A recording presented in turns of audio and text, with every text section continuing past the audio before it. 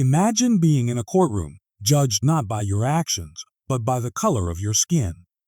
A racist judge, two white cops, and a black man who's about to flip the script. What happens next will leave you speechless. The courtroom was tense, the air thick with prejudice. A black man stood accused, his hands cuffed, his dignity stripped. The judge, a man whose bias was as clear as the gavel in his hand, leaned back in his chair, barely listening. Two white cops stood smugly by, their stories rehearsed, their lies polished. The evidence? Flimsy at best. The truth? Irrelevant. The only thing that mattered was the color of the man's skin. The judge's voice dripped with disdain as he dismissed every argument the man's lawyer made. "Your Honor, there's no proof," the lawyer began, but the judge cut him off. "I've heard enough," he snapped, his eyes narrowing at the black man. This isn't the first time someone like him has caused trouble. The cops exchanged a glance, their smirks widening. They knew how this would end. They always won. The man stood silently, his jaw clenched, his eyes burning with a quiet fury. He knew the system was rigged. He knew the judge saw him as less than human. But he also knew something they didn't. Something that would change everything. The judge leaned forward, his voice cold. "I find the defendant guilty. Bail is set at." The man's lawyer interrupted, desperation in his voice. "Your Honor, please. This is a miscarriage of justice."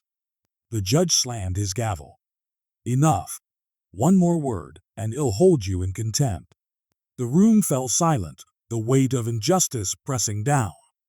The cops looked victorious, the judge satisfied. But the man? He wasn't defeated. Not yet.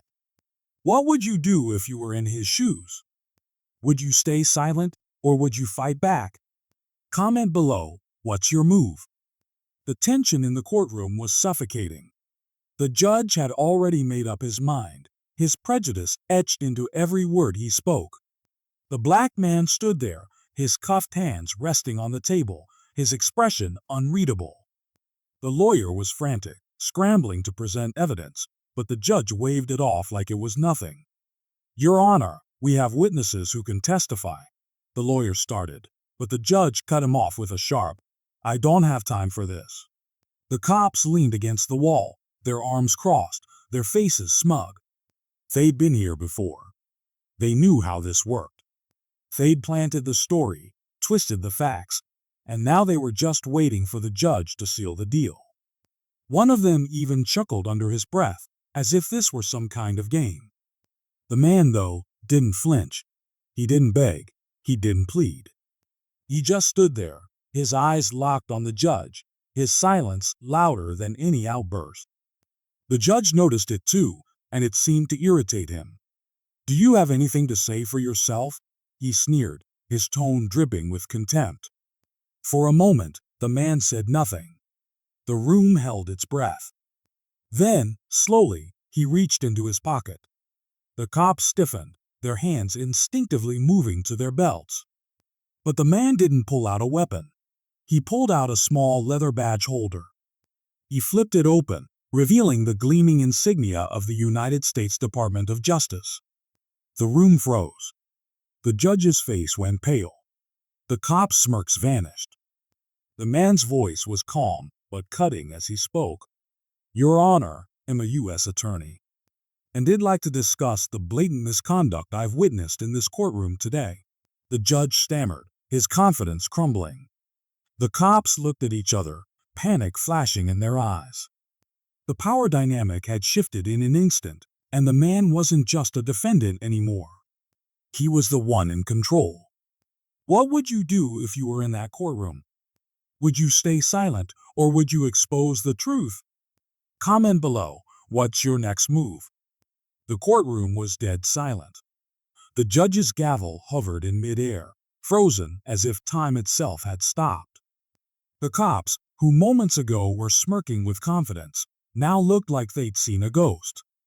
The black man stood tall, his badge gleaming under the harsh courtroom lights. The air was electric, charged with the kind of tension that makes your stomach drop. The judge's voice trembled as he tried to regain control. "This is highly irregular," he stammered, his face flushed with a mix of anger and fear. But the man didn't back down. He stepped forward, his voice steady but sharp, cutting through the room like a knife. "Irregular? What's irregular is a judge who ignores evidence, sides with corrupt cops, and lets racism dictate his rulings." The cops shifted uncomfortably, their eyes darting around the room as if looking for an escape. One of them tried to speak, but the man shut him down with a single look. "You too," he said, his tone icy, "are about to learn what happens when you abuse your power." The judge slammed his gavel, but it was a weak, desperate act.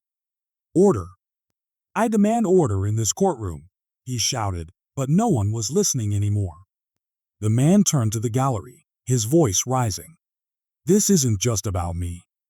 This is about every person who's walked into this courtroom and been treated like they're less than human because of the color of their skin.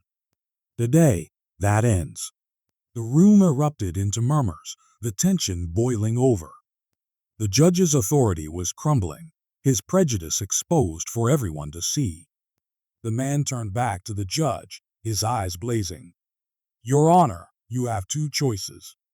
You can resign now, or I'll make sure this case gets the attention it deserves. Either way, this ends here." The judge sank into his chair, his face ashen. The cops looked like they wanted to disappear. The man stood there, unshaken, the weight of justice finally tipping in his favor. What would you do if you were in his position? Would you demand accountability, or would you let it slide? Comment below. What's your call? This story isn't just about one man standing up to racism. It's about how prejudice can blind us, and how one moment of truth can shatter those biases. If this story hit home, hit that subscribe button. Because stories like this, they're just the beginning. Please note this story is a work of fiction only for education and entertainment purposes.